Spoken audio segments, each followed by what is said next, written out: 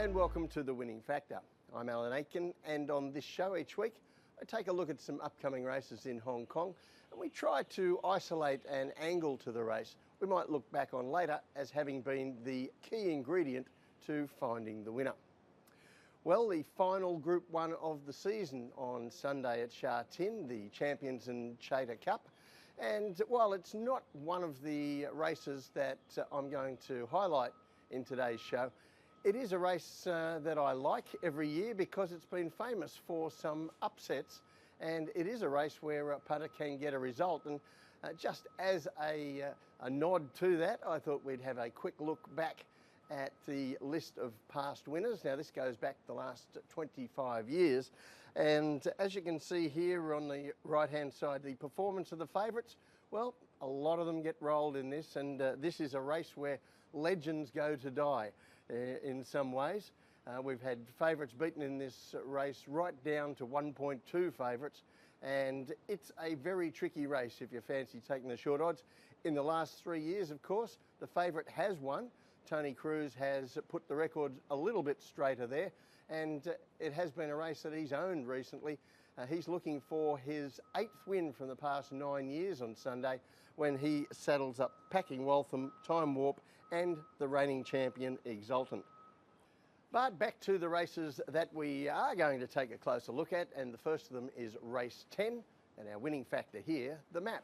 So this class 4, it's very late in the card to find a class 4 actually, but we've got some handy younger horses and a bit of depth to the race, and I think there'll be winning chances here given to Super Red Dragon, Dragon Fortune and Zone D at the top of the weights, all racing well and coming off recent placings.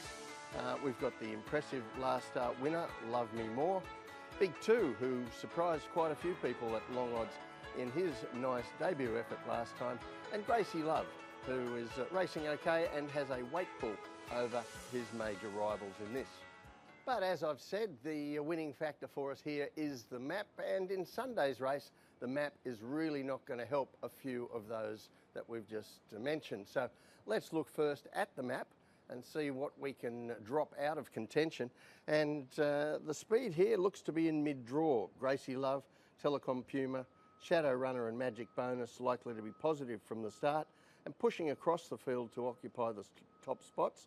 But I'm just not convinced there will be that much competition between them for the front, and things could slow up once they find their positions on the front end of the race. Now, that looks a big problem for horses like Zone D and Love Me More from out wide, so I'm dropping them from the contenders. And that leaves me with a number that I want to look more closely at. And first of all, we're going to take a look at race 560. Now, this is 2 starts ago for Gracie Love in early April, red and purple colours from gate 6, and with Zach Purton aboard, and he jumps well and is always prominent here in a race dominated on the front end by Super Winner. As you see on the heat map, he burns his rivals off in the middle of the race with strong sections from the 1200 to the 400. And although he gets a little bit tired in the final stages, allowing Gracie Love and the grey Super Red Dragon to get closer as the post arrives, the race was pretty much already won by the time he got past the 200. As I said, that was Gracie Love's run 2 runs ago. Since then, he's been caught wide, had a tough trip and a run best forgotten. Assess him on what we've seen there. The second race I want to take a look at, this is race 601, and this is Dragon Fortune's latest. Now, he's in gate 10, green, black and yellow colours here, and I want you to note after the start you see Zach looking across to the inside for quite a while, trying to work out how he's going to get over on this horse, get closer to the rail, and in the end there isn't a solution. He ends up getting well back out of a race that was run quite similarly to the one we just saw. A fast middle, a soft final 400 metres, but unlike Gracie Love, Dragon Fortune has had to give away a much bigger start to another leader who just keeps running, Unicorn Baby, and he gets home for 2nd, and that's Zone D running on from the back for 3rd placing. And finally, I want to take a look at the debut run of Big Two. And this is the most recent of these replays. This is race 613, and he's in dark blue and white here. Jumps well from gate 11, settles in a decent enough spot, although 3 wide. Now, 3 wide in a different style of race like this with a slow pace and a sprint home, it wasn't a bad place to be because you can see the winner is following him, 3 wide, Hall of Champ, and the runner-up in the race is in front of him in pink, Super Mission, also 3 wide.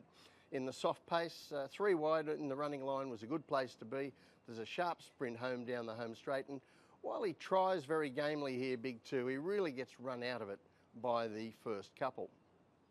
So from all that we've seen there, the ones that are swapping outside draws for inside draws this time, Big 2 and Dragon Fortune, look to have the better circumstances in Sunday's race, and for that reason the tip in race 10 is Dragon Fortune. His winning factor, the map. I think we saw that the barrier ensured he had to give away too much start last time. From gate 2 on Sunday, I don't think that's going to happen. The other race I want to take a look at on Sunday is the final race, race 11, and our winning factor here, acceleration. And the standout runner here is the 3-year-old Killer B, looking for his 3rd win from 4 starts. I do think there'll be some fans of Namjong Singh's in the race with a weight turnaround on the favourite and a better barrier draw. And Chicken Dance might have some admirers. He's a talented horse who's quite well handicapped now, although to be fair, his season has been punctuated with health problems. I think it's fair to say most punters will land on Killer B as the most likely winner here, and that's fair enough after what was a pretty impressive effort at his last start, beating Mighty Valor and Namjong Singh's arrival again on Sunday. So let's take a look at that race, and this is race 658, and Killer B in bright green colours here, and he gets into midfield in the race while Namjong Singh's races to his outside in the blue and red colours, eventually running 3rd. But I want to highlight the unusual heat map here. Wagner Borges got the lead very quickly on Mighty Valor and then immediately slows the speed, so much so that the first 400 metre sectional was around about a second slower than would have been average for this kind of race. So Borges was able to effectively turn this into an 800 metre race, picking up the pace on the circle section, then sustaining that sprint from the 800 right down to the post. So the fact that Killer B was able to pull 3.5 lengths off him in those circumstances was quite outstanding from the young horse. Now, often on this show I focus on the map in races because often when horses look unlucky, it's the map that's to blame. It's not many races are actually won by sheer force of talent in a handicap system like Hong Kong, and often the bad luck is a little bit predictable from difficult draws. And I've got to say that on Sunday, Killer B has what looks a potentially unlucky map. So let's take a look at that, and he draws 8 in a field of 13. He has a little bit of pace under him, but more of it to his outside, looking to cross over in front of him. And Killer B really looks like the meat in the sandwich here to some extent, if he's ridden like last start.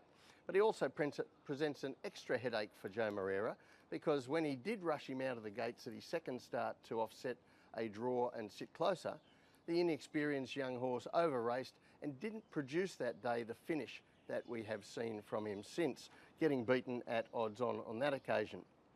Meanwhile, his major rival Namjong Singh's meets him better at the weights this time and maps better as well. So there's a decent argument that Namjong Singh's could turn the tables on Killer B with a favourable map against an unfavourable one. However, I want to go back to that win by Killer B and highlight an aspect of it, and that is his acceleration. And if we look here at this graphic, the last 400 metre sectionals for this season at Sha Tin, and this is from around about 1,700 performances, and there's Killer B at just his 3rd start in a race in amongst them, and only about a length behind the fastest from the Group 1 winner, Wellington.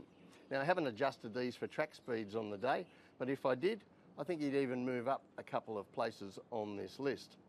And that is why I've made the winning factor in this race acceleration. The tip in race 9, Killer B. His winning factor, acceleration, and this is a factor I have brought up only rarely in the past with horses like Golden 60 and Skyfield, And while it remains to be seen whether Killer B gets to that kind of level, he certainly has shown the acceleration of a better grade of horse than this race. And I think he has the acceleration to get himself out of trouble in what looks an awkward map. Well, that's it for the winning factor this week. Enjoy the final Group 1 of the season on Sunday. We'll see you next time.